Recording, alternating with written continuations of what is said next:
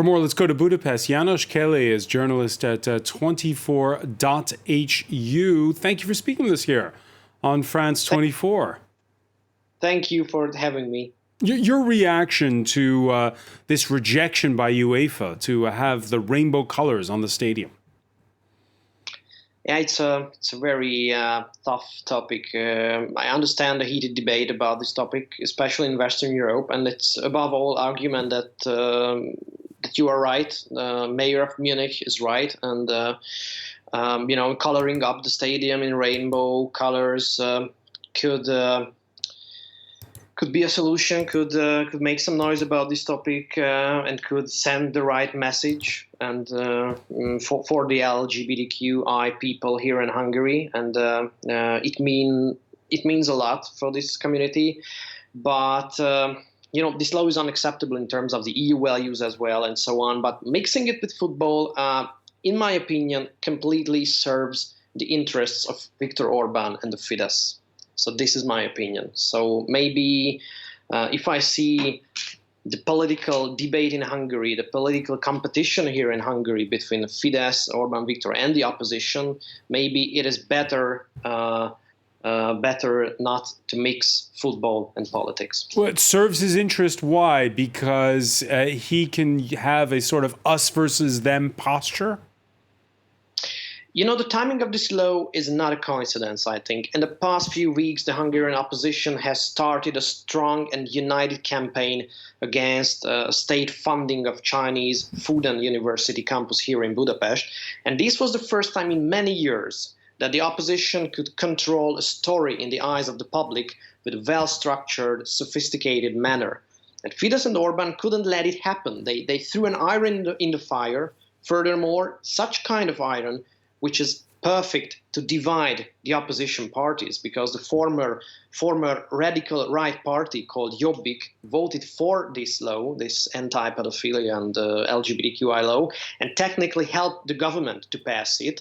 So the Fidesz and Viktor Orban with this law can show the voters that the alliance of the opposition is or has been built on sand, and that is his goal, I think. We're looking at images while we're speaking with you, Janos, of the demonstrations that took place in support of gay rights in Budapest.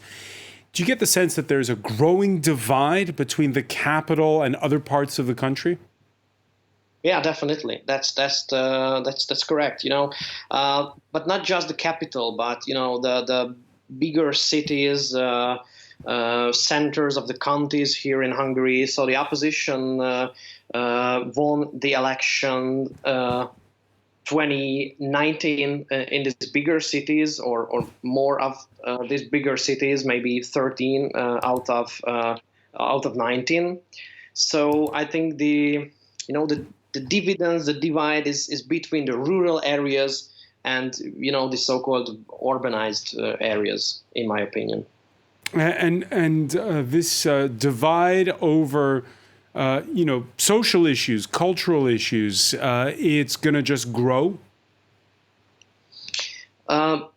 Maybe. It shouldn't, but maybe. And I think the Fidesz government, the ruling party, and Viktor Orban try to heat this debate, try to polarize the country, try to show up a narrative which divide the country and say that these are the liberals and the leftists, these urbanized people, and they are always talking about topics like LGBTQ and so on and so on. And we are talking about your real problems here in the rural areas. And this kind of debate which will be the most important debate in next year's elections, I think. One final question for you.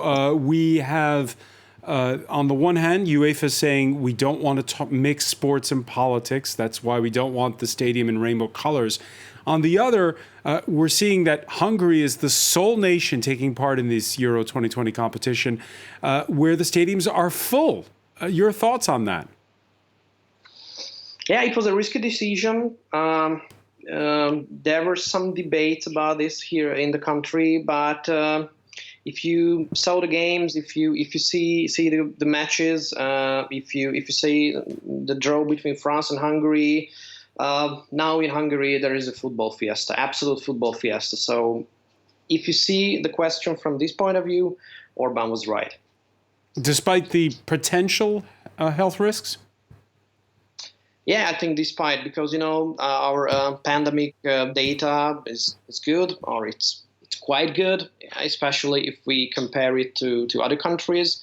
They can maintain the figures at a low level, and if you see, there is a football fiesta all over the country. So in short term, it was a risky decision, but it has worked. If you see the bigger picture and the longer term, I don't know now. All right, we shall see. And good luck as Hungary face Germany on Wednesday. Janos Kele, journalist at 24.hu. Thank you for speaking with us.